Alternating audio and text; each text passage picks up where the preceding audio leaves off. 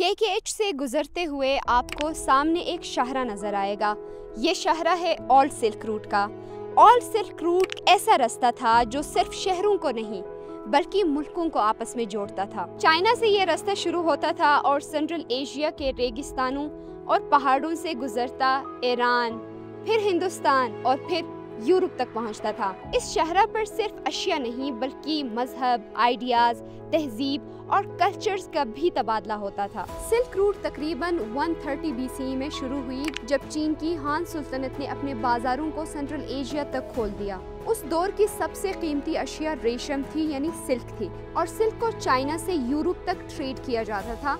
इसी वजह से इसको सिल्क रूट का नाम दिया गया। लेकिन यहाँ सिर्फ रेशम नहीं बल्कि मसाले, सोना, चांदी और जेवरात का भी ट्रेड हुआ करता था।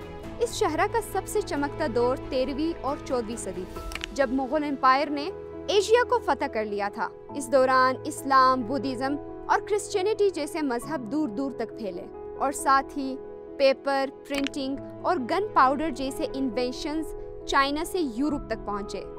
लेकिन जैसे कि हर उरूज को जवाल भी है और वक्त के साथ साथ सिल्क रूट कमजोर होता गया। समुद्री रास्ते ज्यादा तेजी से और आसानी से अशिया यूरोप तक पहुंचाने में कामयाब हो गए और उसके अलावा जंगों और सियासी मसलों ने इस शहर को कमजोर बना दिया और इसी तरह 15वीं सदी तक सिल्क रूट अपनी असल अहमियत खो बैठी।